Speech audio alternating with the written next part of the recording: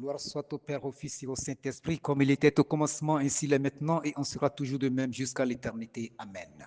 Jéhovah Jésus-Christ, Saint-Michel, Dieu d'Abraham, d'Isaac et de Jacob. Nous sommes au devant de toi pour ta parole. Que ton Esprit Saint soit notre guide au nom de Jésus-Christ. Bien-aimés, chers frères et sœurs en Christ, recevez nos salutations les plus sincères et que la grâce et la bénédiction de l'Éternel abonde dans notre vie, à nous tous. Nous sommes encore au rendez-vous pour les éclairages bibliques sur un thème intitulé Paye, et, paye ta dîme et certainement tu prospéreras. Tu prospéreras. Paie ta dîme et certainement tu prospéreras. Dans la suite de notre présentation, nous allons répondre à quelques questions, à savoir, 1. Quelle compréhension pouvons-nous avoir du thème? 2. Quelle était l'image de la dîme à l'époque des patriarches, c'est-à-dire à l'époque pré-mosaïque? 3. Pourquoi Abraham paya-t-il la dîme à Melchizedek alors qu'aucune loi ne l'obligeait? 4. Quelle était l'image de la dîme à l'époque de la loi de Moïse? 5. Quelle a été l'image de la dîme au temps de Jésus-Christ? 6. Quelle est l'image de la dîme dans la nouvelle alliance? 7. Quel est le lien entre dîme et prospérité? 8. Quelle application pratique pouvons-nous en faire? Et enfin, nous passerons à la conclusion de notre développement dans la mesure du possible. Bien-aimés, quelle compréhension pouvons-nous avoir de ce thème? D'abord, nous allons commencer par expliquer certains mots et venir à comprendre ce que le thème nous demande. Dîme, c'est la 10e partie de la récolte, du butin ou du revenu qui était offert à Dieu ou donné aux sacrificateurs, c'est-à-dire les Lévites, par les enfants d'Israël. Donc, dîme, c'est la 10e partie des revenus, simplement. Nous allons essayer de simplifier les choses ainsi. Alors que prospérer, c'est être favorisé par la fortune, le sort, lorsqu'il est question, par exemple, de la santé, de la paix, la situation matérielle ou morale, c'est-à-dire devenir prospère, c'est également croître en abondance, se développer. Alors, si nous revenons vers le thème en reformulation ou en explication, nous allons dire simplement qu'au vu de tout ce qui précède, le thème éveille notre conscience que celui qui paie la 10e partie de ses revenus ou bénéfice à Dieu sera favorisé par la fortune, la santé, la paix, etc. Celui qui paye sa dîme sera favorisé dans tout ce qu'il fait. C'est ce que le thème nous éveille à faire. Le thème nous éveille notre conscience à cela. Et la prospérité, selon Dieu, n'est pas seulement matérielle. Elle englobe aussi la paix, comme je le disais, la paix, la santé spirituelle et la bénédiction dans tous les aspects de la vie. La dîme est l'un des principes divins que Dieu a établi pour manifester sa fidélité envers ses enfants. Depuis Abraham jusqu'à Moïse, jusqu'à Jésus-Christ et jusqu'à l'Église aujourd'hui. Nous retrouvons la pratique de la dîme comme une clé de bénédiction et un signe de reconnaissance envers Dieu. La dîme a traversé tous les âges. Et les objectifs que l'on recherche à atteindre avec ce thème sont d'abord montrer l'origine biblique de la dîme et son fondement spirituel. Expliquer la continuité de la dîme à travers les différentes alliances bibliques, Abraham, Moïse, Jésus-Christ. Mettre en lumière la relation entre la fidélité dans la dîme et la prospérité selon la parole de Dieu. Encourager les croyants à pratiquer la dîme dans la nouvelle alliance avec une compréhension juste et équilibrée. Maintenant, quelle est l'image de la dîme à l'époque des patriarches, l'époque mosaïque. Avant la loi, nous allons dire simplement que la Bible qui nous transporte dans une antiquité beaucoup plus reculée que l'histoire profane nous montre que les dîmes existants au moins de fait, longtemps avant la promulgation de la loi de Moïse. Le plus ancien exemple que nous en connaissions est celui d'Abraham revenant de son expédition de la victoire contre les 5 rois alliés en guerre et payant à Melchizedek, roi de Salem, la dîme de tout ce qu'il avait pris de l'ennemi. Genèse 14, verset 20 dit, béni soit le Dieu très haut qui a livré tes ennemis entre tes mains. Et Abraham donna à Melchizedek la dîme de tout. Dans Hébreux 7, verset 2, on dit, et à qui Abraham donna la dîme de tout, qui est d'abord roi de justice, d'après la signification de son nom, ensuite roi de Salem, c'est-à-dire roi de paix. Nous allons revenir sur ce verset. De même, Jacob voit de même à l'Éternel la dîme de tout ce qu'il pourrait acquérir en Mésopotamie. Au fait, Jacob, séparant de son frère aîné Ésaü, a pris la voie de Charan. Et sur le chemin, la nuit l'a surpris dans une contrée et il passa la nuit là. Et c'est là qu'il fait ce rêve et Dieu le Tout-Puissant est venu vers lui pour lui réitérer les différentes promesses qu'on avait déjà faites à Abraham. Et c'est ainsi que Jacob éleva une pierre et metta de l'huile là-dessus et fit un vœu à l'Éternel. Et dans Genèse 28, verset 20 à 22, le 22e verset dit, cette pierre que j'ai dressée pour monument sera la maison de Dieu et je te donnerai la dîme de tout ce que tu me donneras. Parole de Jacob à l'Éternel. Donc, à l'époque pré-mosaïque, à l'époque d'avant la loi, nous voyons Abraham et Jacob. Mais c'est Abraham qui intéresse. Abraham fut le premier. Et après, il a eu son fils Isaac. Et on n'a jamais parlé de dîme. La Bible n'a pas parlé de dîme avec Isaac. Mais c'est plutôt Jacob. C'est avec Jacob qu'on entend l'affaire de la dîme. C'est avec Jacob. Donc, dans la période pré-mosaïque, c'est Abraham et Jacob que nous avons considérés. Abraham, qui est le père des croyants, nous allons demander, mais pourquoi Abraham paya-t-il la dîme à Melchizedek alors qu'aucune loi ne l'obligeait? Pourquoi? La réponse est simple. Le paiement de la dîme par Abraham est d'abord un acte de reconnaissance envers Dieu. Là, Abraham venait de remporter une grande victoire contre des rois puissants. Donc, Abraham reconnaît, Genèse 14, 14 à 16, Abraham reconnaît que son succès ne vient pas de ses forces, de ses propres forces, mais de l'intervention de Dieu. En donnant la dîme, Abraham exprime sa gratitude envers le Seigneur qui l'a protégé et lui a donné la victoire. Deuxièmement, l'acte d'Abraham est un acte de foi et de soumission. Melchizedek est présenté comme roi de Salem et sacrificateur du Dieu très haut. En lui donnant la dîme, Abraham reconnaît son autorité spirituelle et se soumet à la bénédiction de Dieu transmise par ce sacrificateur. C'est donc un geste de foi qui anticipe ou préfigure la pratique ultérieure de la dîme. Troisièmement, l'acte d'Abraham est un acte volontaire et non légaliste. Ce n'est pas la loi qui l'obligeait. À cette époque, la loi de Moïse n'existait pas encore. Elle viendra plusieurs siècles après. Cela montre que la dîme n'est pas née d'une obligation légale, mais d'une révélation personnelle et d'un élan volontaire du cœur. Abraham donne librement, par reconnaissance et non par contrainte.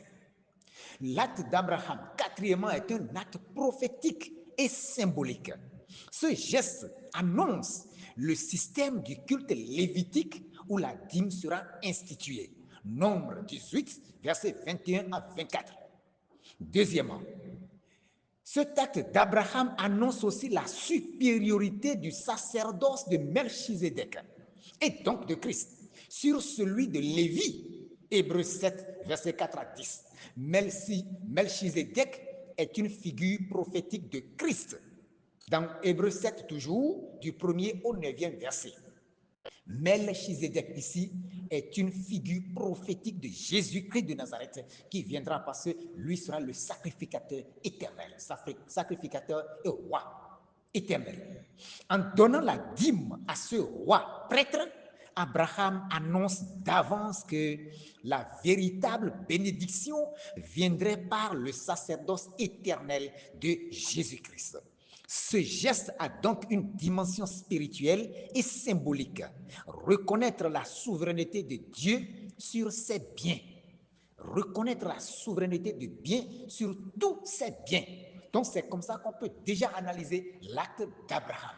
Et si nous analysons l'acte d'Abraham ainsi, alors ça veut dire que la dîme doit traverser tous les âges. Avant la loi, avec la loi et après la loi. C'est pour dire à ceux qui disent qu'on ne doit pas payer la dîme parce que nous sommes plus sous la loi que ceux-là ne comprennent pas ce que les Écritures disent. Or, qu'est-ce que nous allons dire? Quelle était l'image alors de la dîme à l'époque de la loi de Moïse? La réponse est ceci. Moïse ordonne et régularise le paiement des dîmes. Dans Lévitique 27, verset 30 à 32, il dit la dîme appartient à l'Éternel. Elle est sainte. C'est ce que ce passage dit. Nombre 18, verset 21 à 24, dans ce passage, on lit qu'elle servait à l'entretien des Lévites qui n'avaient pas d'héritage en Israël. Vois également Deutéronome 12, 6, Deutéronome 14, 22, pour voir comment ça s'utilise. Chaque Israélite, considéré comme un fermier de Jéhovah le Père, devait payer chaque année à son Dieu et mettre la 10e partie des produits de ses champs et de ses troupeaux, les dîmes du froment, du vin et de l'huile. Néhémie 13, verset 5, verset 12.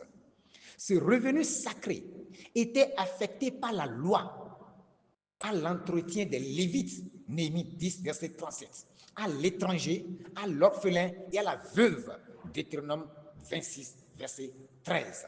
Donc, ce revenu, c'est-à-dire la dîme, doit aller vers les Lévites, doit aller vers l'étranger, doit aller vers l'orphelin et doit aller vers la veuve. C'est à nous de savoir ce que nous en faisons aujourd'hui en laissant les nécessités affamées. Et nous disons que nous sommes des prêtres. On pouvait cependant racheter les dîmes des fruits en déposant la valeur plus le 5e du prix. Les passages, par exemple, de Deutéronome 12, 17 à 18, Deutéronome 14, 22 à 23, mentionnent également un repas général qui devait se faire tous les 3 ans avec les produits des dîmes. Deutéronome 26, verset 12 toujours. C'est une forme de festin qui a beaucoup de ressemblances avec les acapés des premiers chrétiens. Les Lévites devaient aussi mettre à part pour les prêtres la dîme de leur dîme. Nombre 18, verset 26, Néhémie 10, verset 38. En dehors de tout ceci, la dîme est tellement importante aux yeux de Dieu. Et même sous la loi, c'est devenu encore plus important.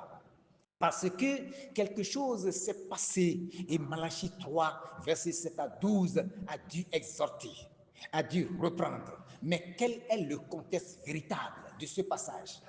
Aux époques du déclin spirituel et surtout au retour de la captivité de 70 ans à Babylone, les Israélites négligèrent de s'acquitter des dîmes. Et là, Ézéchias, en effectuant sa réforme, prit déjà des mesures pour les remettre en honneur. 2 Chroniques 31, verset 5, verset 12, verset 19. Des ordonnances semblables furent promulguées au retour de la captivité par Néhémie. Néhémie 10, verset 37-38, Néhémie 12, verset 44, Néhémie 13, verset 10 à 14. avec cette fois-ci l'encouragement très important de Malachie. Malachie 3, versets 7 à 12. Ce passage est très important qu'il faut lire. Le peuple, mais nous n'allons pas lire. Ici, qu'est-ce que Malachie dit? Quelle exhortation il donne? Le peuple est exhorté par Malachie à ramener la dîme pour que les écluses des cieux s'ouvrent. Parce que au retour de Babylone, après 70 ans de captivité, les pères sont morts, il ne restait que les fils qui ont grandi. À leur retour, ils ont bafoué, ils ont négligé les affaires de la dîme. Alors, les prêtres ne trouvant plus quoi trouver, quoi manger, les prêtres ont commencé par chercher à travailler. Pour les sacrifices, on ne les voit plus. Et c'est cela qui déplut à l'Éternel. Et l'Éternel a commencé par exhorter. Parce que les enfants d'Israël cultivaient, mais ils n'avaient plus les récoltes comme ça. Les sauterelles mangeaient les récoltes. Ils avaient faim, mais ils ne savaient pas que c'est la main de l'Éternel qui agissait. Alors, il passe par Malachie pour leur rappeler que vous avez faim. Vos récoltes sont détruites par les sauterelles. Mais vous ne savez pas que c'est moi l'Éternel qui agit. Je vous demande d'amener la dîme dans la maison du trésor. Donc, Malachie 3, versets 7 à 12 nous parle. Donc, si nous revenons à cette partie de Malachie 3, 7 à 12, la parole de Dieu même a dit, parce qu'il vaut mieux quand même le lire. Depuis le temps de vos pères, vous vous êtes écartés de mes ordonnances. Vous ne les avez point observées. Revenez à moi et je reviendrai à vous, dit l'Éternel des armées. Et vous dites, en quoi devons-nous revenir? Un homme trompe-t-il Dieu? Car vous me trompez et vous dites, en quoi t'avons-nous trompé? Dans les dîmes et les offrandes, vous êtes frappés par la malédiction. Et vous me trompez, la nation tout entière. Apportez à la maison du trésor toutes les dîmes, afin qu'il y ait de la nourriture dans ma maison. Mettez-moi de la sorte à l'épreuve, dit l'Éternel des armées, et vous verrez si je n'ouvre pas pour vous les écluses des cieux, si je ne répands pas sur vous la bénédiction en abondance. Pour vous, je menacerai celui qui dévore, et il ne vous détruira pas les fruits de la terre, et la vigne ne sera pas stérile dans vos campagnes, dit l'Éternel des armées. Toutes les nations vous diront heureux, car vous serez un pays de délices, dit l'Éternel des armées. Donc, nous constatons ici qu'en réalité, Malachie a exhorté le peuple à ramener la dîme pour que les écluses des cieux s'ouvrent. Dans les deux cas, que ce soit avec Ézéchias, que ce soit avec Néhémie, Malachie et autres, des surveillants furent chargés de contrôler la livraison et le stockage des produits dans la maison du trésor. La dîme devient alors une institution nationale liée au culte et à la prospérité collective. Maintenant, quelle a été l'image de la dîme au temps de Jésus-Christ? Jésus, en son temps, ne supprime pas la dîme. C'est vrai, Jésus est venu pour accomplir les lois et les prophètes. Mais Jésus ne supprime pas la dîme. Jésus a plutôt corrigé l'esprit dans lequel elle est pratiquée. Jésus a blâmé les pharisiens qui payaient la dîme légaliste, tout en négligeant la justice, la miséricorde et la fidélité. Donc, Jésus a blâmé les pharisiens. Les pharisiens payaient la dîme de manière légaliste. La loi dit de payer et on paye la dîme de tout, mais on négligeait ce qui est important. La justice ne suit plus la dîme. Matthieu 23, 23, dans Matthieu 23, 23, Jésus dit, malheur à vous, scribes et pharisiens hypocrites, parce que vous payez la dîme de la menthe, de l'âneth et du cumin, et que vous laissez ce qui est plus important dans la loi, à savoir la justice, la miséricorde et la fidélité. C'est là ce qu'il fallait pratiquer sans négliger les autres choses. Donc, Jésus n'a pas aboli la dîme, mais il a plutôt corrigé l'esprit dans lequel les gens restaient. La dîme n'est pas une fin en soi. Il faut que cela soit suivi de la justice. Parce que Jésus a montré qu'en réalité, la dîme n'a jamais été une fin en soi, mais doit s'accompagner d'un cœur pur et d'une vie juste. C'est ce que Abraham avait fait sans avoir une loi, parce que Abraham a reçu une révélation intérieure. L'Esprit lui a parlé dans son cœur et il a fait parce que personne ne donnait une dîme. C'est à lui, d'abord, quand on dit le chiffre 10, c'est la plénitude, c'est Dieu lui-même. Donc c'est Dieu qui lui a institué dans son cœur ce chiffre, que c'est par 10 qu'il va partager pour lui donner, pour signifier que Dieu est le maître de tous les biens qu'il donne à l'homme. Et l'homme n'a rien sans que Dieu ne lui a donné. Alors, si nous connaissons ce que Jésus est venu faire, corriger l'esprit de la dîme, l'esprit que les gens utilisent derrière la dîme, alors quelle est l'image de la dîme dans la nouvelle alliance? Parce que c'est par Jésus-Christ que nous avons la nouvelle alliance. Nous allons alors aux Hébreux, Hébreux 7, versets 1 à 9. Jésus ici est présenté comme le sacrificateur selon l'ordre de Melchizedek. Ce passage dit, en effet, ce Melchizedek, roi de Salem, sacrificateur du Dieu très haut, qui alla au devant d'Abraham lorsqu'il revenait de la défaite des rois, qui le bénit et à qui Abraham donna la dîme de tout, qui est d'abord roi de justice, d'après la signification de son nom, ensuite roi de Salem, c'est-à-dire roi de paix, qui est sans père, sans mère, sans généalogie, qui n'a ni commencement de jour, ni fin de jour, mais qui est rendu semblable au Fils de Dieu, ce Melchizedek demeure sacrificateur à perpétuité. Considérez combien est grand celui auquel le patriarche Abraham donna la dîme du butin. C'est ceux des fils de Lévi qui exercent le sacerdoce ont, d'après la loi, l'ordre de lever la dîme sur le peuple, c'est-à-dire sur leurs frères, qui cependant sont issus des reins d'Abraham. Et lui, qui ne tirait pas de son origine, il leva la dîme sur Abraham. Et il bénit celui qui avait les promesses. Or, c'est sans contredit l'inférieur qui est béni par le supérieur. Et ceux-ci, ceux qui perçoivent la dîme, sont des hommes mortels. Mais là, c'est celui dont il est attesté qu'il est vivant.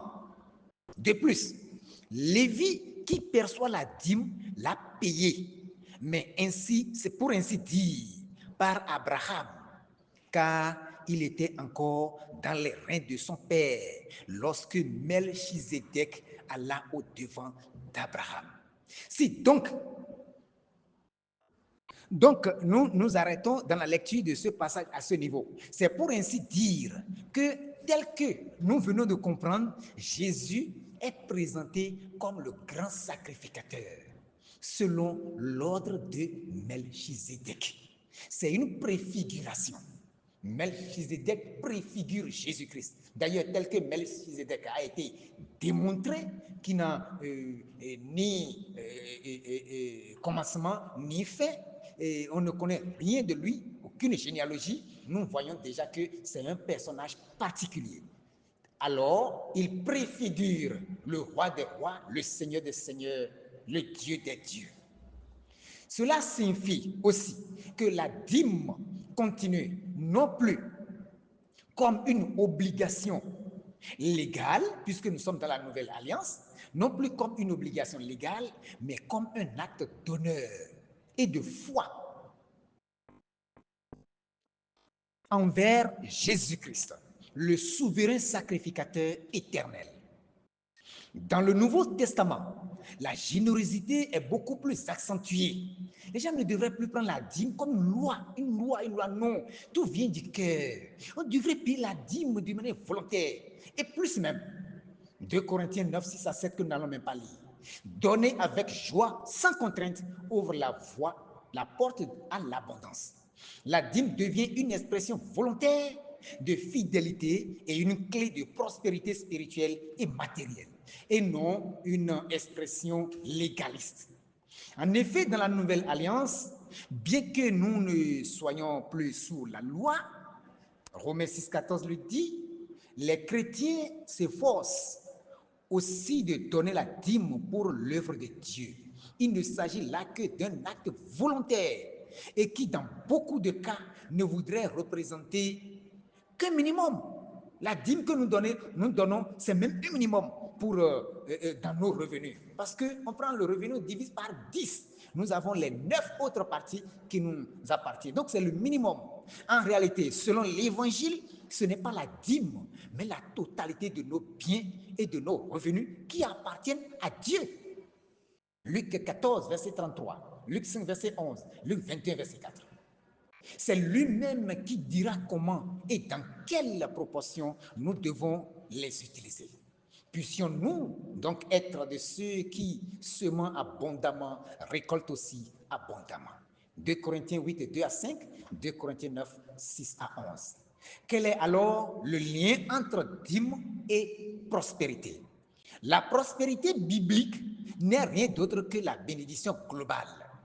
3 Jean 2, troisième épître de Jean, le chapitre 2, nous dit, bien-aimé, je souhaite que tu prospères à tous égards et sois en bonne santé comme prospère l'état de ton âme. Donc ici, la prospérité biblique n'est qu'une bénédiction globale.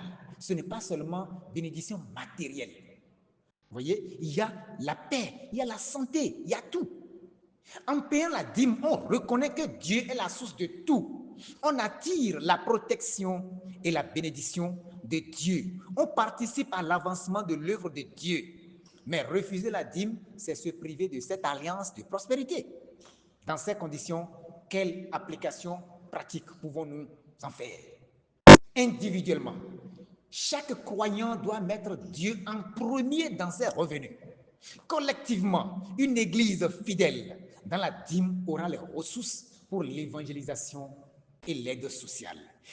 Et spirituellement, la dîme ne doit pas être vue comme une perte, mais comme une semence de prospérité. C'est ce que chacun doit savoir. Et c'est dans ces conditions que nous devons les donner. En conclusion, nous dirons simplement, la dîme n'est pas une vieille pratique abolie, mais un principe divin qui traverse les âges, d'Abraham à Moïse, de Moïse à Jésus-Christ, de Jésus-Christ à l'Église dans la nouvelle alliance aujourd'hui. Elle reste une clé d'accès à la prospérité selon Dieu. Alors, le message central ici est quoi? Quand tu honores Dieu par ta dîme, tu actives son alliance de bénédiction sur ta vie. Que le Saint-Esprit pénètre ton cœur et te rappelle ceci. Que Dieu bénisse tout un chacun de nous. C'est la voix de votre frère Bridias Nicéphore Vigan que vous avez entendu depuis la paroisse céleste Mont-Sinaï, Calavier, centre au numéro plus 229 01 97 26 28 10. Alléluia. La grâce de notre Seigneur Jésus-Christ, l'amour de Dieu le Père, la communion, la communication de l'Esprit Saint bénisse tous les auditeurs au nom de Jésus-Christ. Amen.